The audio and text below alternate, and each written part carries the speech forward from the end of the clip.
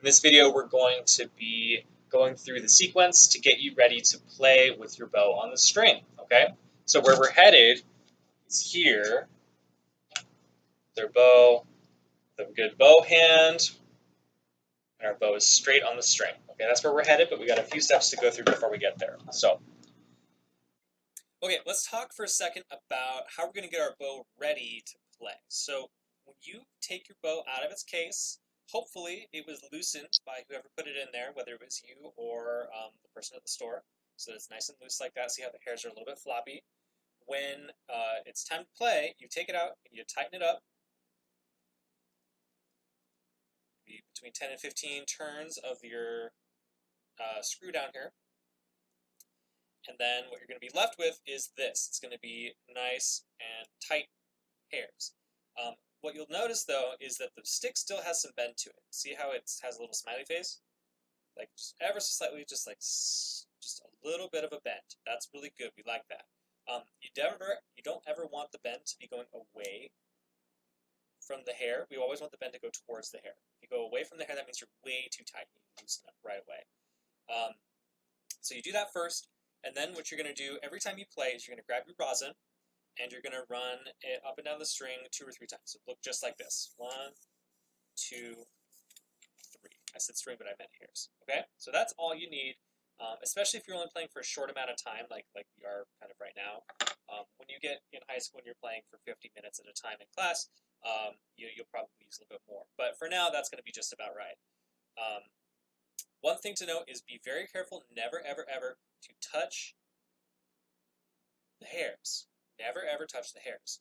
The oils on your fingers will get on the hairs and it'll cause the rosin to not stick, and it'll cause the bow to just slide across the string without making any noise at all. So that's definitely important. So don't touch the hairs. Make sure you tighten. When it's time to put it away, you can loosen it up and put it back in your case. Okay? Cool. Back to it. First step is you need to learn the bunny position. So this is the bunny position, which is kind of a pre-bow hold. So it kind of looks like a bunny, you see. There are 3 things that a bunny has, this bunny position. So thing number 1, a bunny has buck teeth. See how my thumb is kind of back here so that it's on the back. You see those lines on the back of your fingers? That's where your thumb should be. And if your thumb's there, that means that you have some buck teeth that are hanging over. See that? Hope so. We also have a chin, a pointed chin for our bunny. So that's our bent thumb. Okay, pointed chin. And then we also have floppy ears. Go ahead and wiggle your ears. Okay, a great way to practice the bunny position is to shake out your hand, forget about it, and then go back to it. And do it like 10 times. Okay? You want this to be automatic. You want to just go boom, right to it. Boom, there it is. Boom. Check, make sure you've still got your buck teeth and your pointed chin and your ears. Good, one more time. Awesome. Good. The next step, once you've got that down, which could be a few days, but once you've got it down, you're going to take a pencil and you're going to just feed the bunny. You're going to open up the bunny's mouth. You're just going to put a pencil right there. So what you're doing is you're holding it with the tip of your thumb. You see that? The tip of there's a better view. Tip of your thumb, and then the stick is on the back of your fingers, right on those lines. See those lines there? That's where the stick's going to go. Okay? Good. So that's the bunny position with the carrot. So you can go ahead and wiggle your fingers, make sure that your thumb still has some flexibility. You want to be able to move here. Okay, just a little bit. Good, now we're chewing with the carrot. That's what this is. All right, the next step is we're going to add our index finger. We're just going to let it drop on top of the stick. You notice my fingers are sort of tilting a little bit towards the index finger. That's good. We like that. And the last thing we do is we take our pinky and we put it on top. Cello players have a little bit more flexibility about where the pinky goes. For cello players, your hand can be a little bit more straight and the pinky can be on the side. But it's also actually legitimate to go up on top like that. If you have a private cello teacher who disagrees, go with your private cello teacher. But from what I've been able to gather, that's a valid bow hold. So this is our bow hold. Okay, so it's really pretty easy. So once we get bunny position, we just add the carrot, drop the index finger, drop the pinky on top. The pinky needs to stay bent and on the fingertip, and then your middle finger, your ring finger, and your index finger are all kind of on these lines, on these lines on the back of your hand, right? Or I guess on your fingers anyway. Okay, so that's our bow hold. Okay, the next step is we need to add that bow hold to the bow. Make sure your bow is tight, but not too tight. You want it bent so that the bend is still going towards the hair, just a little bit of a smile towards the hairs. It's really subtle. Back up so you can see. See how there's just a slight bend towards the hairs? We never, ever, ever want it to bend away from the hairs. That's way too tight. Okay? So, all right. So where we add, we're going to add this to here. Okay? To the frog. So our thumb is going to go right there. Okay? See that? It's going to go, oh, there it is. It's going to go right where I'm pointing. Right where the frog and the stick meet. Okay, right where the frog and the stick meet, not in the little bend, right? The little bend here, not there. It's kind of out, I call it the corner of the frog is what we call it. Okay, so once you've got that, then you can just do your bunny position on the bow. Okay, your middle finger can kind of aim for the silver part here, that's called the purfling, and your ring finger can kind of aim for the dot if you've got one. Those are kind of approximate. See, I'm not exactly on the dot, but it's sort of just an approximate little thing. Okay, from there, you're just going to drop your index finger. See how my fingers tilt? That's a good thing. And then pinky goes on top. Okay, the whole time you're building your bow hand, and like until you're like 25 and you have really strong pinky, I don't ever want you to hold your bow like this, where I'm supporting the weight of the bow horizontally with my bow hand. Because what happens is your pinky is pulling all that weight up, and your pinky is just not strong enough, and you do this. And then that's a really bad habit to start getting into. Okay, we don't like that. We like this. So what I want you to do is hold on with this other hand when you're horizontal like this. Okay. Now, when your bow's on the string, it's going to be fine, and when you're vertical like this, it's also fine because your pinky's not really holding it up anymore. It's sort of more balanced. Okay, so always hold right here. Good. Really good exercise to do here, and you can do this with the pencil too if it's hard, but you can go ahead and do it with the bow, is rocket ships. So you can stand up, take your bow with your perfect bow hold, okay, perfect bow hold, and you're going to go straight up and down with it. Straight up and down. And what you're going to do is you're going to keep that bow pointed straight towards the ceiling. Okay, let me get you a different angle so you can see what's happening when I'm down low here. So when I'm down low, my wrist has to bend.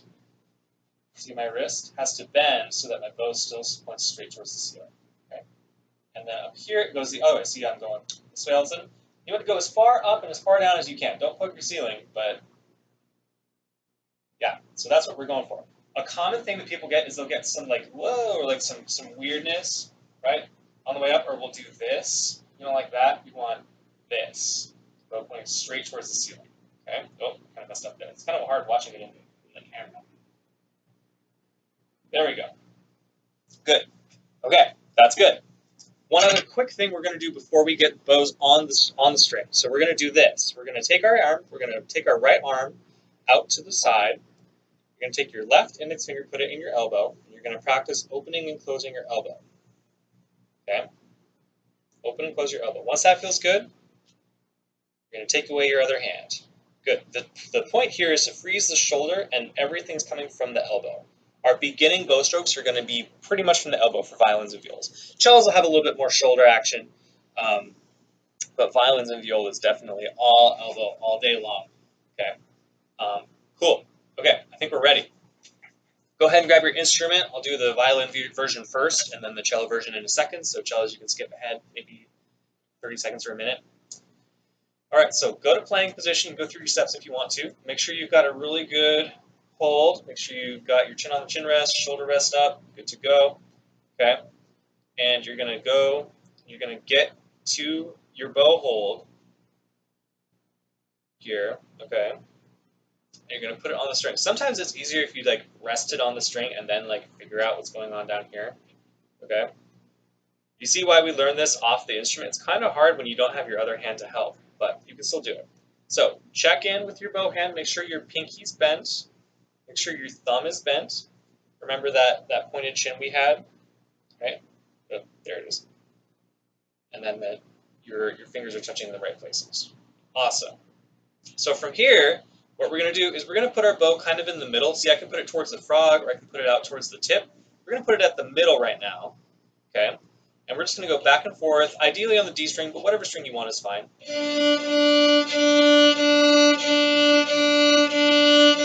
And just go back and forth. You can play all your strings if you want. We don't want this. We just want one string at a time. And we adjust what string we play by the different angles, okay? So it's entirely possible that you just tried to play with your bow on the string and you didn't get any sound at all. If that's you, that means that your bow hair is new. They replaced the bow hair. It's either a new bow or that's new hair that has never had rosin on it before. So it's really important then that you put a ton of rosin on it. So like an unbelievably huge amount of rosin on there. If you have brand new rosin and brand new hair, sometimes the rosin doesn't like to stick to the hair, but try anyway. Give scrub until it gets some sound. If it still doesn't have any sound, you can shoot me an email and let me know, and we can try and figure something out. The easiest thing is probably going to be to take it to the music store that you got it from and ask them for help. Again, this is only for if you didn't just get a sound. If you got a sound, don't worry about what I just said.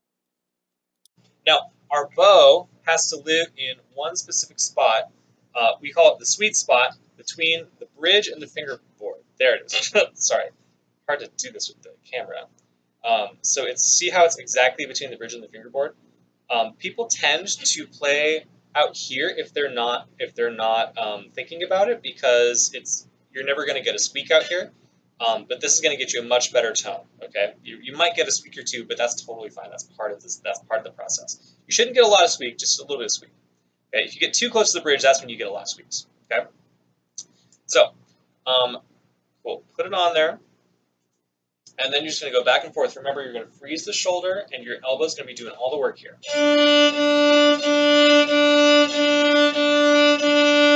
And just go back and forth. Keep the bow parallel to the bridge. Parallel means they're going the same direction, right? When I say parallel, I mean like this. I don't mean like this, right? See how the bridge and the bow are like they're like crossing each other? We don't like that. Not a very good sound, right? Much better if you do this.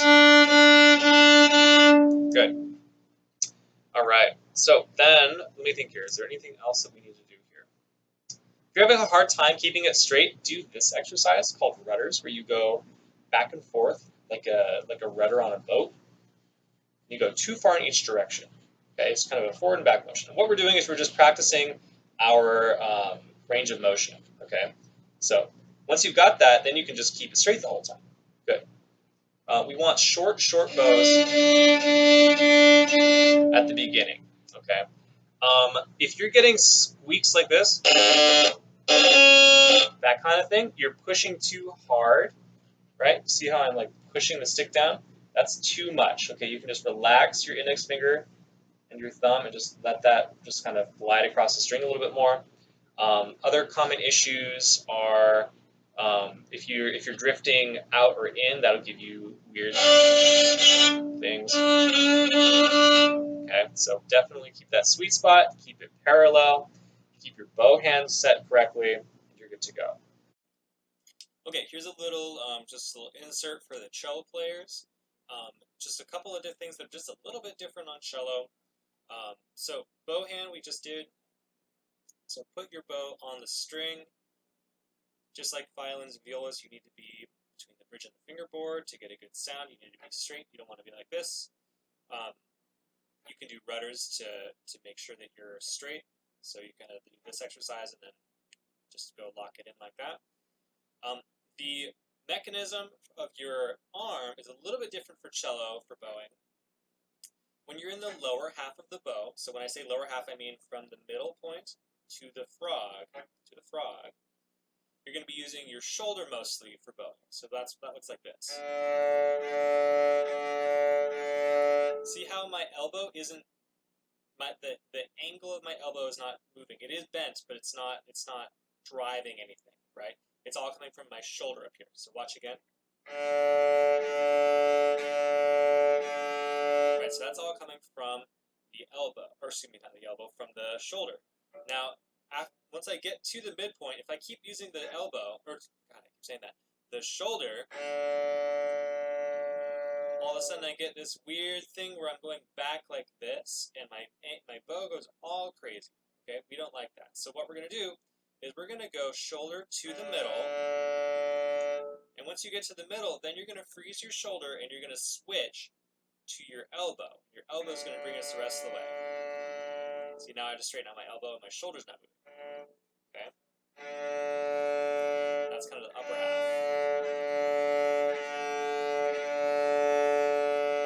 And you can kind of put those together. Oops, right.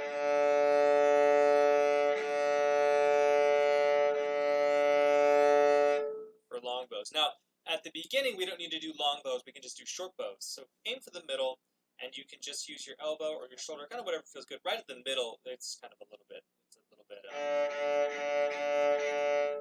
To me, I'm saying it wrong.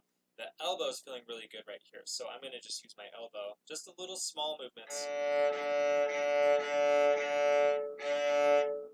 for the motions. Okay. Basically, everything else that I'm saying in the violin stuff applies to cellos as well. So I'm going to switch back to the violin and just finish out the video with that instrument. Okay, but everything applies to cello. So there you go. I think that's basically it. That's kind of the basic steps towards getting ready to play with your bow for the first time. Let's just do a quick Rainbow Express with our bows, just because why not? And then we'll be done with this video. So here we go, right at the middle. Bow hand is looking good. Thumb is bent. Pinky is bent. Here we go, Rainbow Express. We'll just do Mississippi stop. That fast. Here we go. Starting on D string. Mississippi, ready, go.